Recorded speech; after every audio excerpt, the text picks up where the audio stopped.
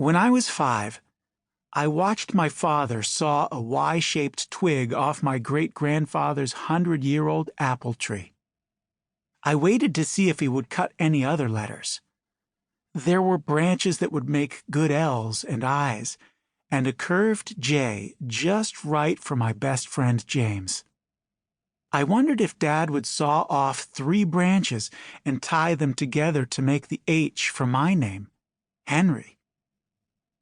Now, I'm 100% older than I was then, and when Dad circles the tree his grandfather planted on Bower Hill Road, I know he's not looking for letters.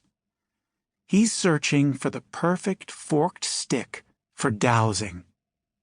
He doesn't dowse for buried metal or gemstones.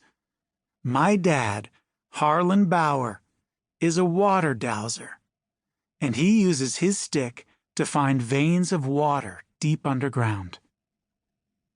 It doesn't have to be applewood. It can be pear or willow. But if I ever try to dowse for real, I want my first branch to come from my great-grandfather's tree. Having an H name like my father doesn't make me a dowser. Being a Bower doesn't make me a dowser.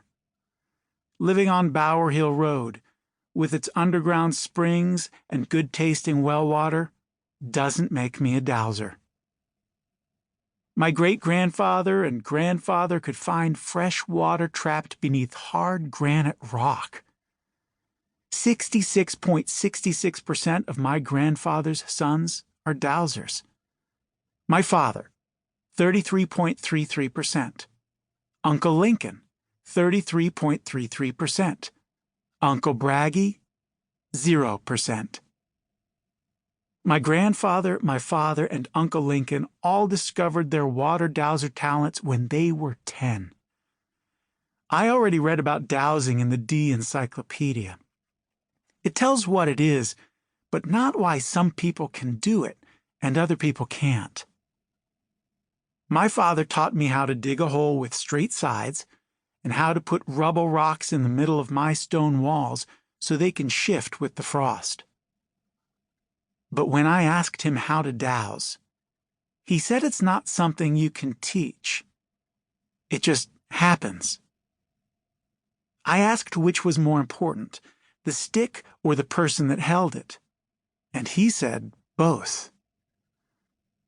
I asked if it was easier to dowse for water on a rainy day, and he said he'd never thought about that. The apple tree has a black gash on the trunk where lightning hit it. No one saw the lightning strike, and the tree kept growing. No one teaches a tree to find water.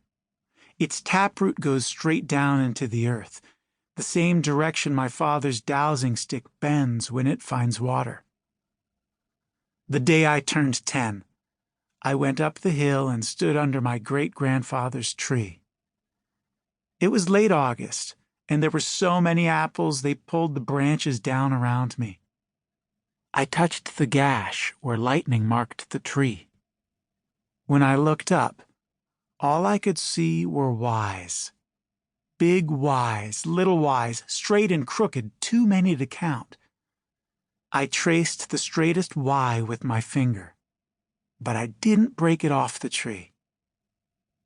This perfect Y is at the very end of a branch that grows toward Nana's front porch. It will be an easy one to find again if Dad asks me to dowse for a well. Then I'll finally learn whether my great-grandfather's abilities were passed down to me or not. If I could have chosen to be a dowser for my 10th birthday present, I would have. But I know Dad would say it's not something anyone else can give you.